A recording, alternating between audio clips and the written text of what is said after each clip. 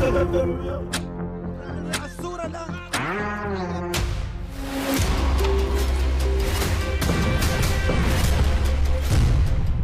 के बाद क्या तुर्की से होगा इजराइल का युद्ध?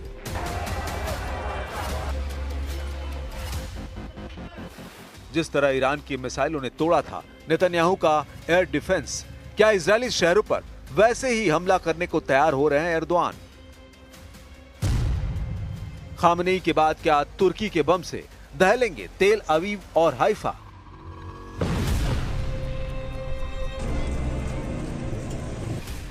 अगस्त के आखिरी दिनों में तुर्की और इजराइल के बीच ऐसा माहौल बना है कि सितंबर के महीने में ही आग नजर आ रही है।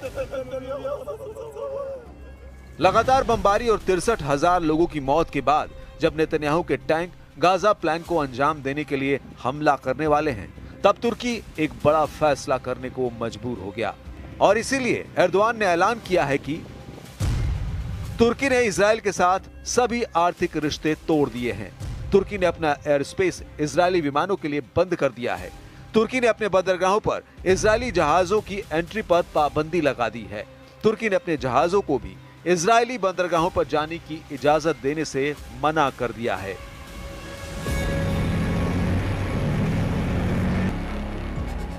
इसके अलावा बड़ी खबर यह भी है कि तुर्की ने इजरायली सेना को होने वाली हथियार सप्लाई में भी बड़ी रुकावट बनने का फैसला किया है। एर्दोआन के देश ने गाजा पर गिरने वाले बम और बारूद को तुर्की के इलाके में लाने से मना कर दिया है। यानी तुर्की में अब ऐसे जहाजों का बंदरगाहों पर आना मना होगा जो इजराइल के लिए बम, गोला, बारूद लेकर जा रहे हैं। यही पाबंदी उन विमानों पर भी रहेगी जो इजराइल के लिए आसमान के रास्ते हथियार पहुंचा रहे हैं। İsrail gemilerine limanlarımızı kapattık. Türk gemilerinin İsrail limanlarına gitmesine izin vermiyoruz.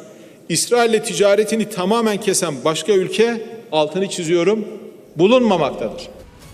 क्या गाजा को लेकर तुर्की और इजराइल की टक्कर अचानक हुई? इसे बहुत गौर से समझिएगा।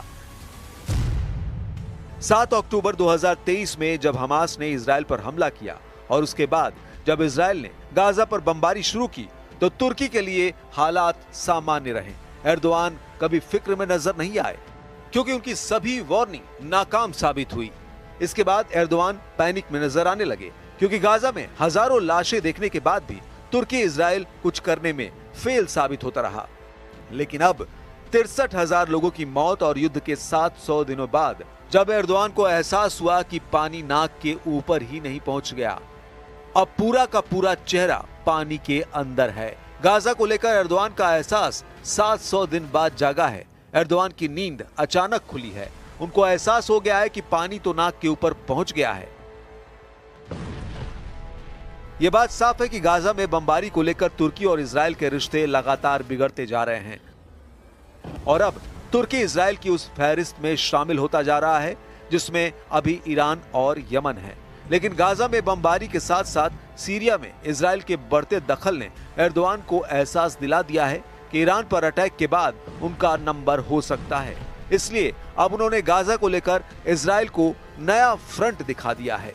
İsrail'in bugün Gazze'deki Nasır Hastanesi'ne düzenlediği vahşi saldırıda 5'i gazeteci, en az 20 Filistinli şehit oldu. Gözü dönmüş Netanyahu hükümeti insanlık adına ne varsa yok etmek için cani saldırılarına aralıksız devam ediyor. Erdogan Gaza की ये तस्वीरें पिछले 1.5 साल से देख रहे हैं। रोजाना सैकड़ों लोगों और खासकर बच्चों की मौत को देख रहे हैं। लेकिन सवाल बड़ा है कि आखिर एर्दोआन को ऐसा क्यों लगा कि अब पानी नाक के ऊपर निकल गया है। 2023 में यह युद्ध शुरू हुआ लेकिन एर्दोआन कोई एक्शन लेने के बारे में खामोश रहे। इसके बाद 2024 भी गुजर गया, उन्होंने कुछ नहीं किया। लेकिन जब 2025 गुजरने की चौखट पर पहुंचने वाला है तो एर्दोआन को एहसास हुआ कि पानी तो नाक के ऊपर से गुजरने लगा है और अब तुर्की की अपनी बिसात खतरे में है। अब गाजा, यमन, सीरिया और ईरान के बाद इजराइल का युद्ध उनके लिए खतरा बन सकता है। वैसे ऐसा पहली बार नहीं है जब तुर्की ने इजराइल के साथ रिश्ते तोड़ने वाला झटका दिया है। गाजा पर बमबारी को लेकर ही 2024 के नवंबर में तुर्की ने एक तरह से पहली वार्निंग दी थी, जब इजराइल के राष्ट्रपति के विमान को तुर्की ने अपने एयर स्पेस से गुजरने की इजाजत नहीं दी। इसकी वजह से उनकी जलवायु सम्मेलन की यात्रा रद्द हो गई थी। फिर मई 2025 में भी इजराइल के प्रधानमंत्री बेंजामिन नेतन्याहू को बाकू दौरा रद्द करना पड़ा, क्योंकि तुर्की ने उन्हें ओवरफ्लाइट की इजाजत नहीं दी थी। इसलिए अब तुर्की में कहा जा रहा है कि गाजा में सबका बदला लेगा हमारा एर्दोआन। इसलिए तुर्की ने इजराइल से आर्थिक रिश्ते तोड़ दिए हैं, अपना एयर स्पेस इजरायली विमानों के लिए बंद कर दिया है, अपने बंदरगाहों पर इजरायली जहाजों की एंट्री पर पाबंदी लगा दी है और एर्दोआन ने अपने जहाजों को भी इजरायली बंदरगाहों पर जाने की इजाजत देने से मना कर दिया है।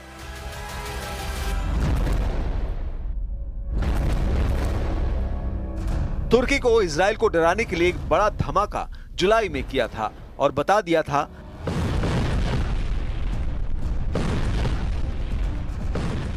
कैसा धमाका, ऐसी तबाही, ऐसे कपा देने वाला ब्लास्ट। अब एर्दोआन का बम तैयार है।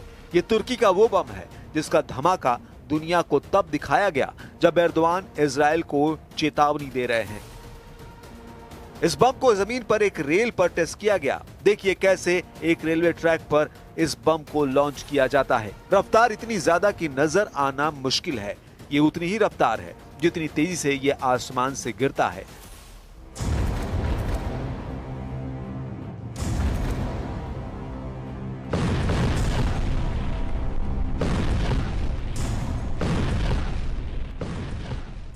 और फिर सामने रखी 7 मीटर चौड़ी कंक्रीट की दीवार पर यह धमाका करता है।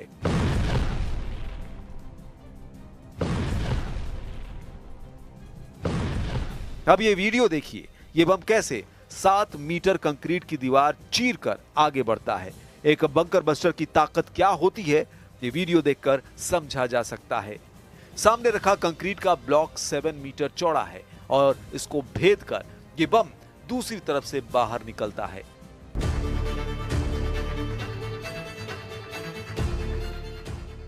अब देखिए तुर्की के बम ने कंक्रीट के टारगेट को किस तरह तबाह किया।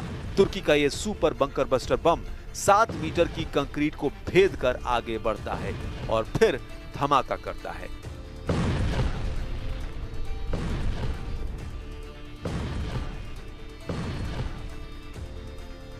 क्या यह धमाके देखकर नेतन्याहू डर जाएंगे, क्योंकि एर्दोआन की तैयारी खतरनाक नजर आ रही है। एर्दोआन के बम में इतनी आग है कि इसे नजरअंदाज नहीं किया जा सकता। इस वक्त सीरिया से लेकर गाजा तक तुर्की और इजराइल आमने सामने नजर आ रहे हैं। अब देखिए एर्दोआन का दूसरा बम। इस बम को तुर्की की एयरफोर्स कैसे इस्तेमाल करेगी, इसकी तस्वीरें भी जारी की गई। तुर्की ने इस बम को अपने F-16 जेट पर लगाया है और जमीन पर इसके टेस्ट भी किए गए। जब टरमैक पर खड़े एक F-16 से इस बम को रिलीज करने की प्रैक्टिस की गई।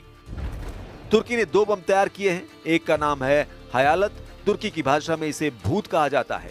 दूसरे बम का नाम है गजब यानी गुस्सा। एर्दोआन पूरी दुनिया को तुर्की का बनाया गया भूत बम भी दिखा रहे हैं और गजब यानी गुस्सा भी दिखा रहे हैं। ये दोनों कन्वेंशनल यानी गैर परमाणु बम हैं। ये दोनों बंकर बस्टर बम हैं और दोनों ही करीब 1000 किलो वजन के हैं। ये दोनों ही बम बहुत ज्यादा खतरनाक हैं। दोनों ही F-16 जैसे विमान से लॉन्च किए जा सकते हैं। गजब बम, जिसके तुर्किश भाषा में मायने होते हैं गुस्सा, क्या ये एर्दोआन का गुस्सा है जो इजराइल पर फूटेगा? माना जा रहा है कि तुर्की के दोनों बम अब एर्दोआन को बड़े युद्ध के लिए तैयार कर चुके हैं। तुर्की का दावा है कि गजब बम 2 किलोमीटर के दायरे में सब कुछ तबाह कर देगा। यह अमेरिका के MK-84 और Mark 84 बंकर बस्टर से 3 गुना ज्यादा ताकतवर बताया जा रहा है। नेटो देशों के मुख्य हथियारों में से एक MK-84 बम 3.5 मीटर चौड़ी कंक्रीट को भेद सकता है, जबकि तुर्की का गजब बम 7 मीटर चौड़ी कंक्रीट को चीरकर दिखा चुका है। दोनों ही बम का वजन 1000 किलो से कुछ ही कम है। दोनों को विमानों से लॉन्च किया जाता है। धमाके के दौरान गजब बम से करीब 10,000 बॉम्बलेट्स यानी विशेष घातक कण चारों तरफ फैल जाते हैं। ये कण 10 अलग अलग तरह के घातक टुकड़ों में बदलकर भयानक तबाही फैलाते हैं। गजब बम को सिर्फ एक हथियार नहीं बल्कि तुर्की की डिफेंस इंडस्ट्री में एक क्रांति कहा जा रहा है और इससे एर्दोआन का जोश बहुत बढ़ा हुआ है। जून 2025 में तुर्की के राष्ट्रपति रजिब तैयब एर्दोआन ने कहा था कि वो तुर्की की सेना को इतनी ताकतवर बनाना चाहते हैं कि कोई देश उस पर हमले की हिम्मत ना करे। सवाल है कि क्या एर्दोआन का ये मैसेज इजराइल के लिए माना जाए, क्योंकि तुर्की अब ऐसे बम और मिसाइल तैयार कर रहा है जिसके दायरे में इजराइल आराम से होगा।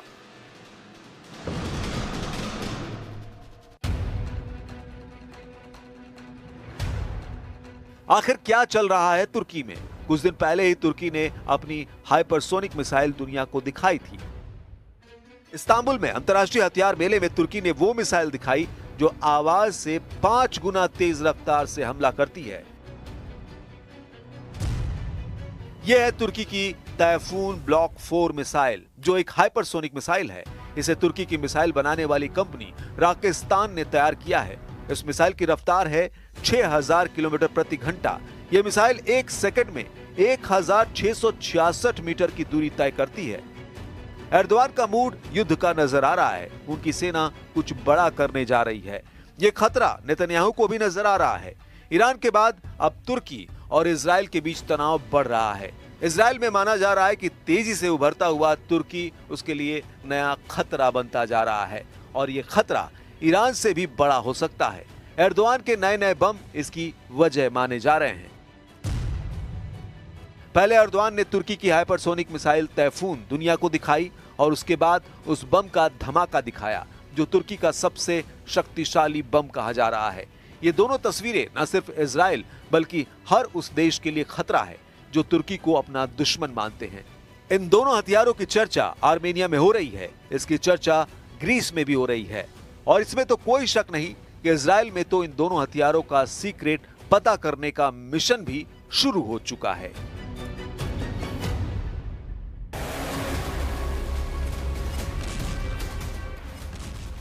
अब गाजा को लेकर नेतन्याहू और एर्दोआन की टक्कर शुरू हो चुकी है। जिस तरह ईरान की मिसाइलों ने तोड़ा था नेतन्याहू का एयर डिफेंस, क्या इजरायली शहरों पर वैसे ही हमला करने को तैयार हो रहे हैं एर्दोआन? सवाल है कि क्या ईरान के बाद तुर्की से होगा इजराइल का युद्ध? क्या खामनेई के बाद तुर्की के बम से दहलेंगे तेल अवीव और हाइफा?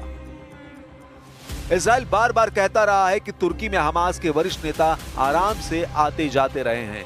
तुर्की में बड़े बड़े अधिकारियों से मुलाकात करते रहे हैं। इजराइल की खुफिया एजेंसियां दावा करती रही हैं कि तुर्की में हमास का कमांडर पोस्ट भी काम करता है, जिसके जरिए हमास में भर्ती की जाती है और हमास के ऑपरेशन भी कंट्रोल किए जाते हैं। अब ये देखना अहम होगा कि क्या बड़ी पावर इस लड़ाई में कूदकर तुर्की को काबू में करेगी। अमेरिका, यूरोपीय यूनियन और नेटो भी क्या एर्दोआन पर ऐसा प्रेशर डालेंगे कि इजराइल और तुर्की के तनाव में कमी आए?